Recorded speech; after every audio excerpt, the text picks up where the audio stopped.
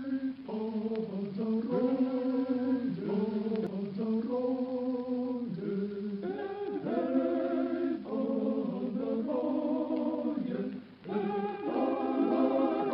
to the official version of history, Russia remained under the political and military yoke of the Mongols for many centuries on end. The term Mongol is usually assumed to have always meant the same thing, however.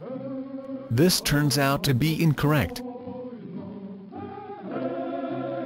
The modern interpretation is of a relatively recent origin. Bear in mind that Mongolia didn't exist as an independent state until the early 20th century. The word Mongol simply meant Great One. Its association with the nomadic tribes hailing from the steppes north of China is a later invention. But why did it have to be invented? The reason is simple: the actual Mongol conquerors of Russia never existed.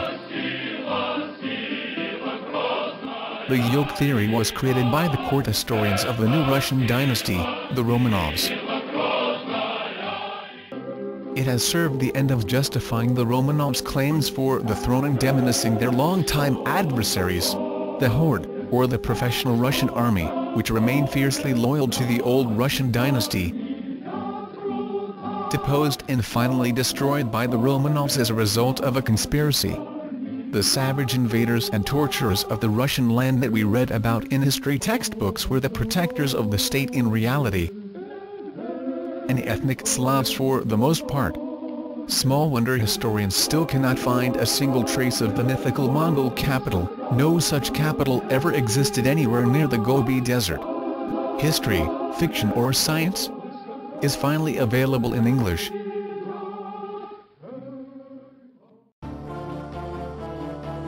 This book will change your entire perception of history forever. What if ancient Rome, Greece, and Egypt were invented during the Renaissance? What if the Old Testament was a rendition of events in the Middle Ages? What if Jesus Christ was born in 1053 and crucified in 1086 AD? Sounds unbelievable? Not after you've read History, Fiction or Science by Anatoly Fomenko, the leading mathematician of our time.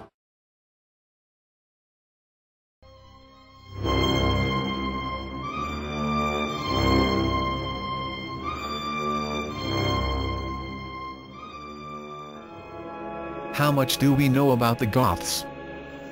Those fortunate enough to keep at a sound distance from the historical discourse shall probably think of those numerous Bela Lugosi impersonators who live by their hairspray and their macabre aesthetics. Those who did devote some of their time to tearing through all the insurmountable dogma and inexplicable lacunae in place of vibrant ages and civilizations that one finds in history textbooks will doubtlessly think of Jordanes and Cassiodorus in this respect, and recollect the Goths to have been a group of Germanic tribes who swarmed Europe in the alleged 3rd century AD, and alleged is a key word here, to rape, pillage and terrorize.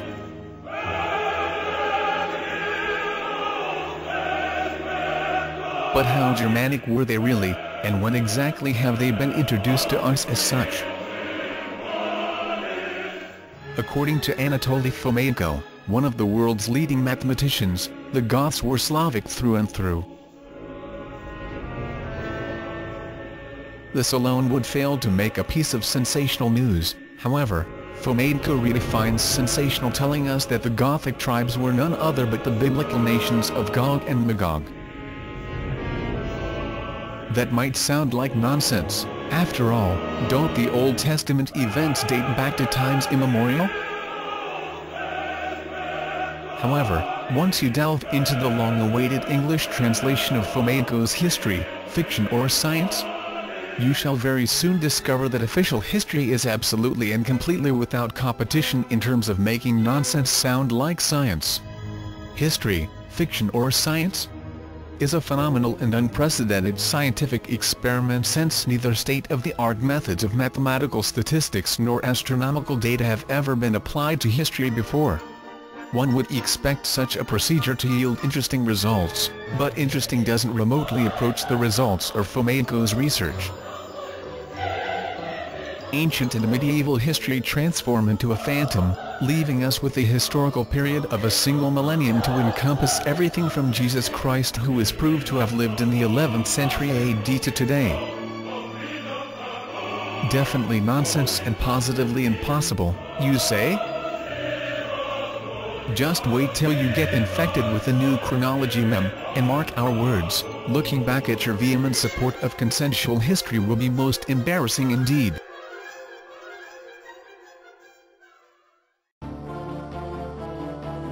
This book will change your entire perception of history forever. What if ancient Rome, Greece and Egypt were invented during the Renaissance? What if the Old Testament was a rendition of events in the Middle Ages?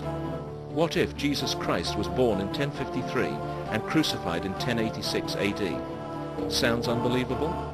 Not after you've read History, Fiction or Science by Anatoly Fomenko, the leading mathematician of our time.